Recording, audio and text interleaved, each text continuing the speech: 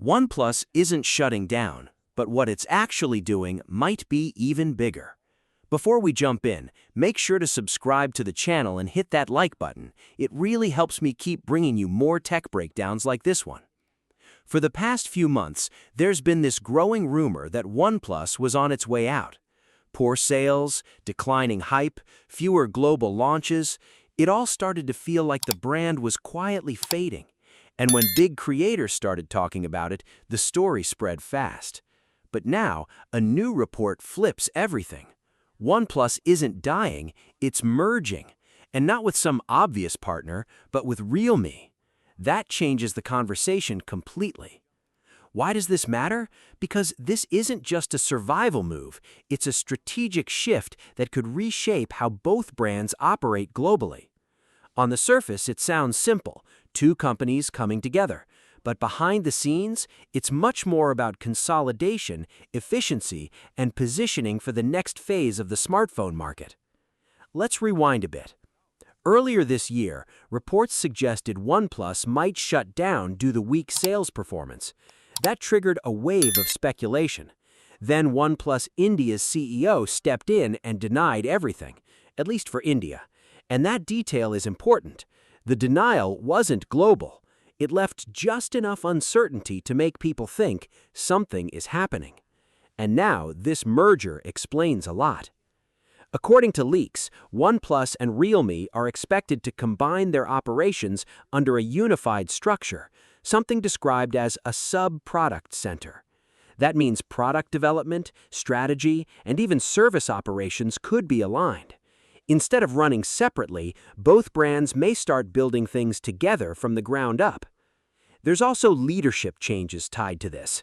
Realme's founder, who's also a senior executive at Oppo, is expected to take charge of marketing and service across both brands. Meanwhile, OnePlus leadership will still oversee product direction, reporting up within the same ecosystem. And that's the key point here. This isn't a random partnership. Both OnePlus and Realme already sit under the Oppo umbrella. This merger is more like tightening the ecosystem rather than creating something entirely new. Now, in the short term, you probably won't notice much. OnePlus will keep launching devices like the OnePlus 15 or future wearables, and Realme will continue doing what it does best in the mid-range market.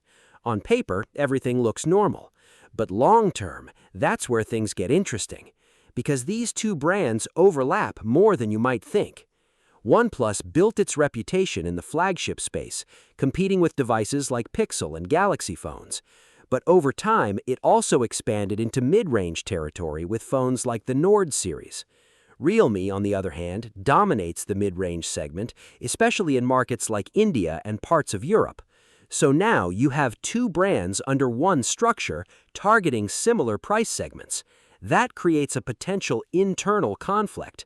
If OnePlus keeps pushing mid-range devices, it could directly compete with Realme's core identity.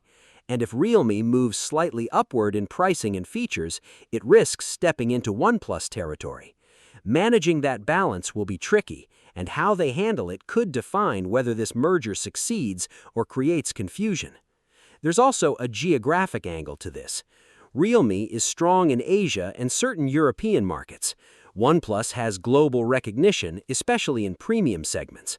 By combining forces, OnePlus could strengthen its presence in regions where Realme already dominates. But there's a flip side.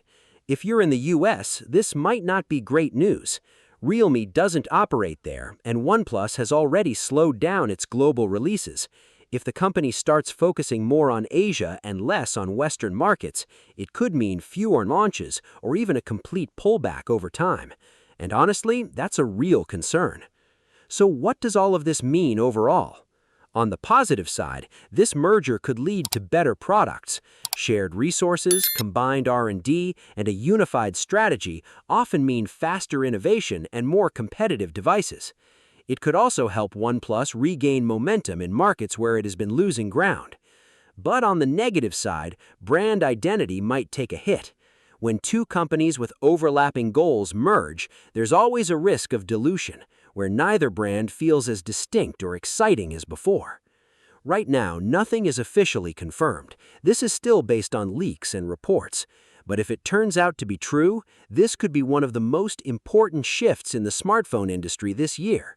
Because this isn't about OnePlus disappearing, it's about OnePlus evolving into something bigger, more complex, and maybe a little less predictable.